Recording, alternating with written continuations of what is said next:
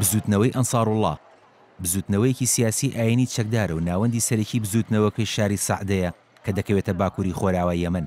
دواتر ناوی حوسیەکانی لەسەر ناوی حسێن حوسی دامەزرێنەری بزوتنەوەکە هەڵگرت کە لە ساڵی 2004دا بەدەستی هێزە ئەمنیەکانی یەمەن کوژرا.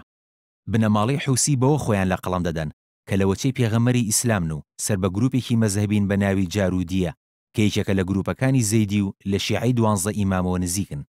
لە ساڵی 1992دا دامەزراو سەرکردە و ئەندامەکانیشی سەر بە مەزهبی زەیدین کە لەقێکە لە مەزهبی شیعە و ژماری شوێنکەوتوانی لە نێوان 8 بۆ 9 ملیۆن کەس مەزەندە دەکرێن و زۆر بەشیان لە یەمەن نیشتەجێن و ئێستاش عەبدولمەلیک حوسی ڕابەرایەتیان دەکات.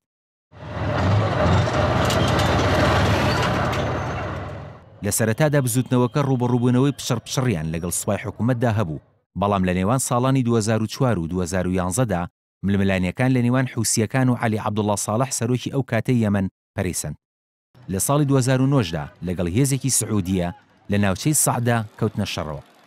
حوسیەکان سەرەتا لە پارێزگای سەعدە باڵا دەست بوون، بەڵام دواتر تەشەنەیان کرد بۆ چەند ناوچەیەکی تر لە پارێزگاکانی عەمران و جەوف و دواتریش سەنعای پایتەخت. لە کۆتایی ساڵی ڕابردوودا چەکدارە حوسیەکان لە شاری سەنعای پایتەختی یەمەن بڵاو بوونەوە و کۆشکی سەرۆکایەتی و ماڵی عەبدڕەبە مەنسوور هادی سەرۆک کۆمار و ئەندامانی حکوومەتیان گەمارۆدا.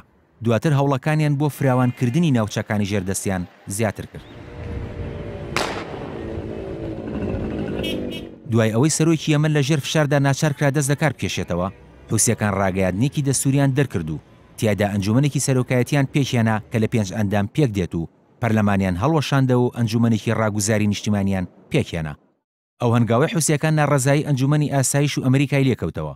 وڵاتانی کەنداویش مەترسیان لە زیادبوونی هەژمونی ئێران لە ناوچەکە لەلا دروست بوو.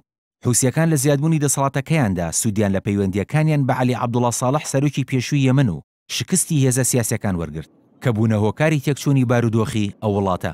لەگەڵ نزیکبوونەوەی چەکدارە حوسیەکان لە شاری عەدەن و نزیکبوونەوە لە کۆشکی سەرۆکایەتی، عەبدڕەبە مەنسوور هادی سەرۆکی یەمەن شارەکەی بەجێهێشت و بەرەو شوێنێکی نادیار هەڵات.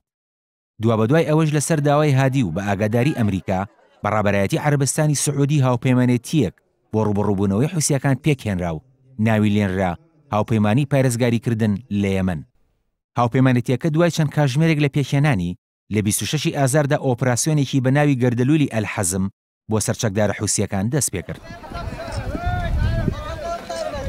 حوسیەکان باگراوندێکی ئایدۆلۆژیان هەیە و پێیان وایە یەمەن لە جەنگەکانی ئاخر زەماندا تا هاتنی ئیمامی مەهدی چاوەڕوانکرا و ڕۆڵێکی گەورەی دەبێت. کاروان شێخ موحسین NRT